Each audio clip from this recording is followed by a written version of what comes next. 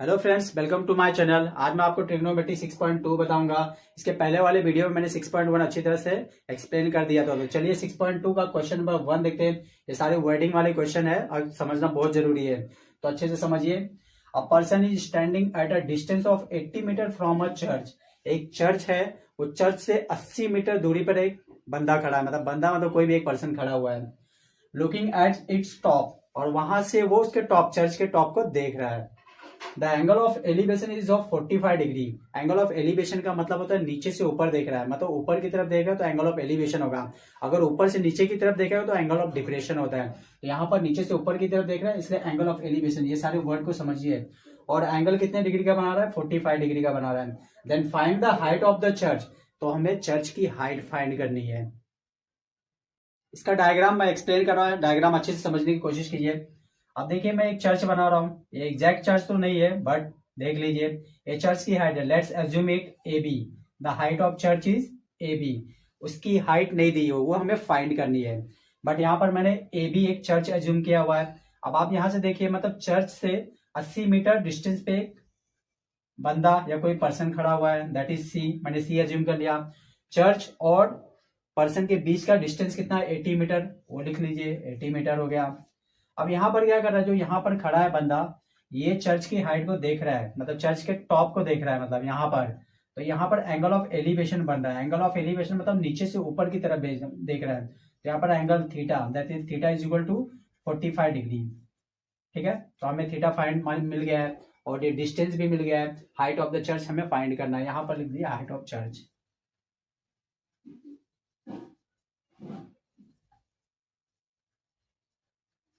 Height of church we have to find it. तो पहले diagram अच्छे से समझने की कोशिश कीजिए। डायग्राम से आप पूरा कैलकुलेशन माइंड में कर सकते हैं। तो आप चलिए स्टार्ट करते हैं। जो भी गिवन डेटा है हम लोग लिख लेते हैं। That is A B is equal to height of church. यहाँ पर लिख लीजिए, A B is equal to क्या जूम किया हम लोग ने? Height of church. A B हमने हाइट ऑफ चर्च लिया। अब ये बी सी क्या है? B C is nothing but the distance between the B and C. B मतलब क्या है? चर्च। और सी क्या है? पर्सन। तो distance between church and person. तो यहाँ पर हम लिख सकते हैं BC is equal to, BC is equal to distance between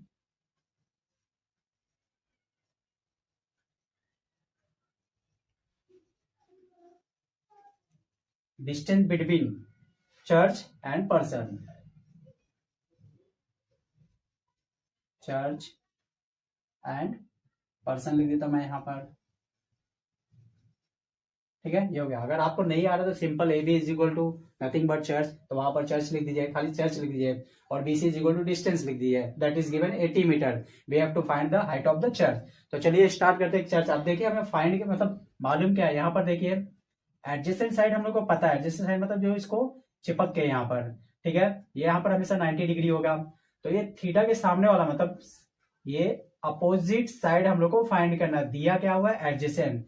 अब आप देखिए, अपोजिट और एडजेसेंट किसके फॉर्मूले में आता है? तो tan के फॉर्मूले आता है अपोजिट अपॉन एडजेसेंट। तो हम लोग यहाँ tan 45 का फॉर्मूला अप्लाई करेंगे। तो that is equal to tan theta is equal to nothing but opposite side upon adjacent side, that is nothing but. अब यहां पर देख लीजिए अपोजिट साइड क्या दिया हुआ है। अपोजिट साइड का नाम लिख दीजिए ए बी अपॉन, और एडजेसेंट साइड क्या है यहाँ पर? बीसी, बीसी लिख दीजिए। ठीक है, अब देखिए यहाँ पर tan थीटा की जगह वैल्यू पुट कर दिए। Theta is nothing but 45 degree. Angle of elevation बन रहा है 45 डिग्री का, तो थीटा की जगह पे 45 डिग्री पुट कर दीजिए। तो यहाँ पर हो जाएगा tan 45 is equal to A B we have to find, then put it as it is. उसे वैसे का वैसे ही रखिए, कुछ चेंज मत कीजिए। एक्स भी रख सकते हो, बट ठीक है ए बी रखो, कोई टेंशन नहीं है। A B upon B C is given, how much given? 80 metre. Then put the value of B C is 80 metre. Therefore यहाँ पर मैं जो डिवाइड कर देता हूँ, tan 45 का वैल्यू आपको याद होना चाहिए। tan 45 कितना होता है? 1 होता है। तो यहाँ पर मैं tan 45 की जगह पे 1 लिख दिया, is equal to A B upon 80 degree. 1 के नीचे कुछ नहीं है तो 1 होता है। क्रॉस मल्टीप्लाई कर दीजिए, AB वन से AB और 80 वन से 80, then we will get the answer AB is equal to, AB का 1 में मल्टीप्लाई करो तो AB का 1 में मल्टीप्लाई करोगे तो AB आएगा, और 80 का 1 में मल्टीप्लाई करोगे तो 80 आएगा। तो AB इज इक्वल टू कितना आ गया 80 मीटर। हमें फाइनल वैल्यू मिल गई है। AB मतलब हाइट ऑफ द चर्च हम लोगों ने फाइंड किया, कितना आया 80 मीटर। और लास्ट में ना जो भी रहता है फाइनल आंसर लिखा कीजिए, ठीक है। Then the height of the church 80 metre.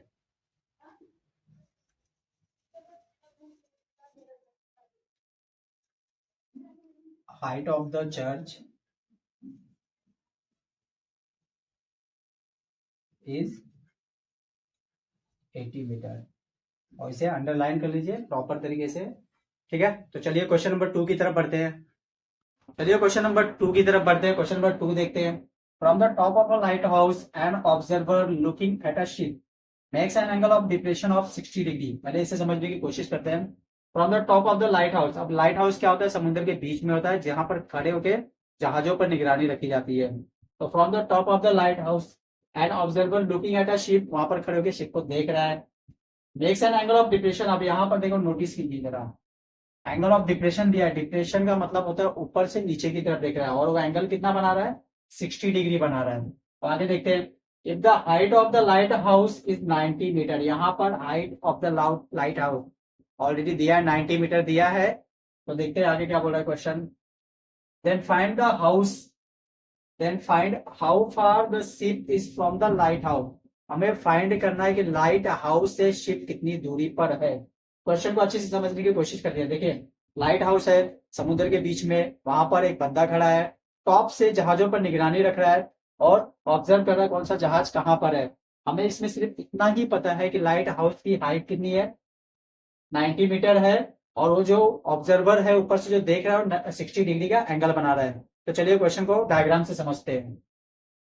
Question को डायग्राम की हेल्प से समझते हैं। मैंने यहाँ पर अज्यूम किया A B is equal to lighthouse, मतलब ए बी को लाइट हाउस एज्यूम कर लिया, और बी सी क्या distance between lighthouse and ship वो हम लोग को फाइंड करना है। और एंगल ऑफ डिप्रेशन दिया हुआ ऑलरेडी 60 डिग्री, तो यहाँ पर भी एंगल 60 डिग्री हो जाएगा। अब आप देखिए क्या दिया हुआ है, लाइट हाउस की हाइट दी हुई है 90 मीटर, और ship distance between lighthouse and ship वो फाइंड करना है हम लोग को। तो देखिए ये एडजेसेंट साइड है और ये अपोजिट साइड है। तो आप फॉर्मूला बनाइए, फॉर्मूला किस में एडजेसेंट अपोजिट किस में आता है, तो tan में आता है। तो tan का फॉर्मूला कॉट में भी आता है, बट कॉट डिफिकल्ट हो जाए तो tan का फॉर्मूला लगाते इजी हम लोग फाइंड कर सकते हैं। तो tan 60 का फॉर्मूला लगाते हैं। तो पहले फॉर्मूला पुट करते हैं। tan theta is equal to opposite upon adjacent, opposite is equal to A B, और एडजेसेंट क्या है BC, यहाँ पर BC रख दीजिए। tan थीटा की जगह पे क्या वैल्यू रख सकते हैं हम लोग 60, तो यहाँ पर tan 60 is equal to A B कितना है 90 मीटर, और BC x भी ले सकते हो और BC भी रखोगे तो भी चलेगा, नो प्रॉब्लम। tan 60 का वैल्यू क्या होता है √3 होता है, तो यहाँ पर √3 रख दीजिए। √3 is equal to 90 upon BC। यहाँ पर डिनोमिनेटर नहीं दिया तो हम लोग 1 रख सकते हैं, यहाँ पर क्रॉस मल्टीप्लाई कीजिए, BC का √3 में मल्टीप्लाई करते हैं तो क्या देगा √3 into BC is equal to 90 one जा 90, यहाँ पर 90 आ गया। अब देखिए हमें BC फाइंड करना, √3 को कैरी आउट करते हैं राइट साइड में, तो यहाँ पर मल्टीप्लाई वहां पर जाके डिवाइड हो जाएगा। तो BC इज इक्वल टू क्या हो जाएगा 90 अपॉन √3। कभी भी डिनोमिनेटर में रूट में आता है तो उसे रेशनलाइज करके रूट को हटाना रहता है, तो यहाँ पर मैं यहीं पर रेशनलाइज कर देता हूँ। √3 को न्यूमरेटर डिनोमिनेटर दोनों में मल्टीप्लाई करके हटा देते हैं। इज इक्वल टू ये हो गया 90 √3 अपॉन √3 का मल्टीप्लाई करोगे तो कितना आ जाएगा 3 आ जाएगा। 3 से 90 को कैंसिल आउट करोगे तो 3 30 जा 90 होता है, यहाँ पर 30 आ गया। आगे मल्टीप्लाई करते हैं 30 मल्टीप्लाई, अब यहाँ पर √3 की वैल्यू मालूम है तो वहां पर रख दीजिए। √3 दिया हुआ 1.73, मल्टीप्लाई करते हैं 1 0 एडवांस में पुट कर दीजिए। 3 3 जा 9, 3 7 जा 21 को 1 2 कैरी, 3 1 जा 3 + 2 5, और 2 डिजिट के बाद पॉइंट है, 2 डिजिट के बाद पॉइंट लगा दीजिए। यहाँ पर मैंने पॉइंट लगा दिया मीटर। हमारा आंसर आ गया है 51.90 मीटर। और फाइनल आंसर को हम लोग लिख देते हैं। तो क्या फाइंड करना था, distance between ship and lighthouse. तो लिखते हैं यहाँ पर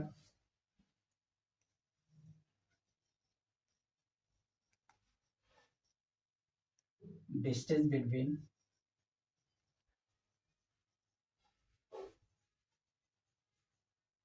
शिप एंड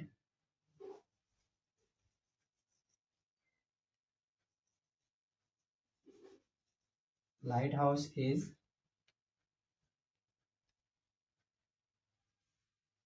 51.90 मीटर। तो आंसर आ गया। चलिए क्वेश्चन नंबर 3 की तरफ बढ़ते हैं। क्वेश्चन नंबर 2 कंप्लीट हो चुका है। क्वेश्चन नंबर 3 की तरफ बढ़ते हैं। क्वेश्चन नंबर 3 देखते हैं।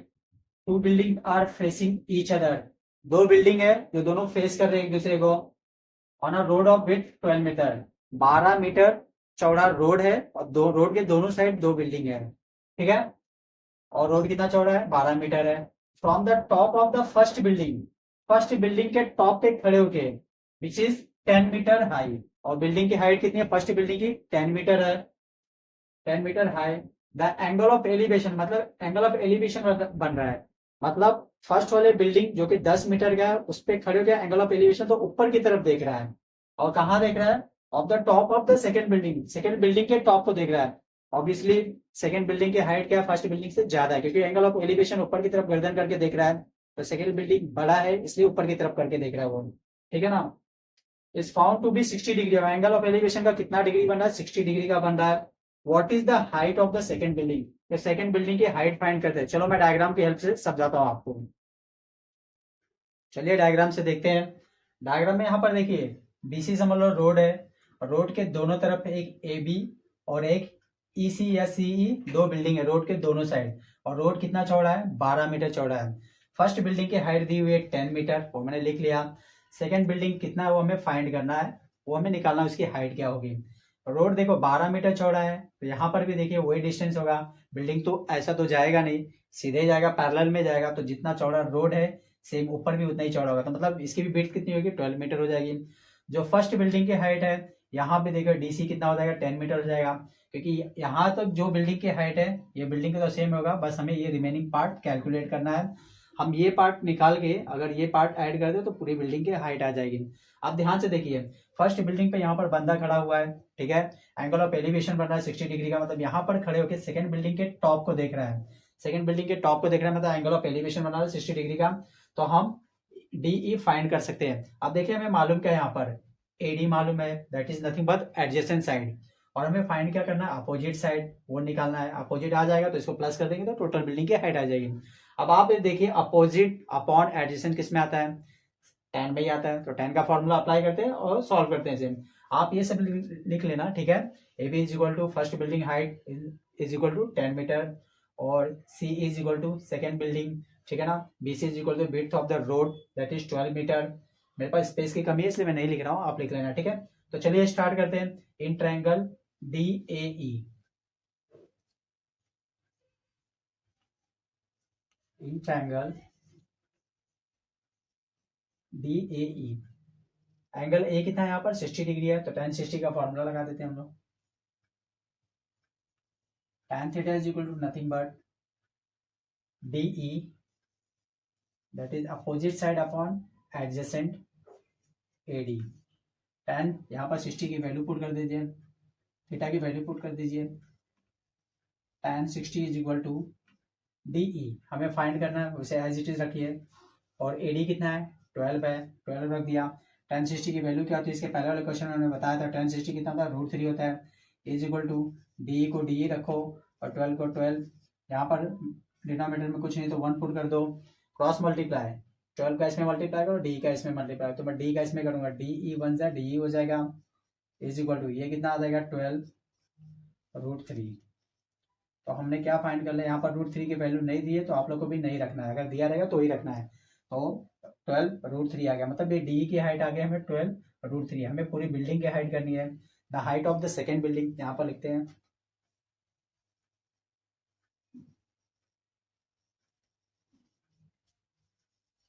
The height of second building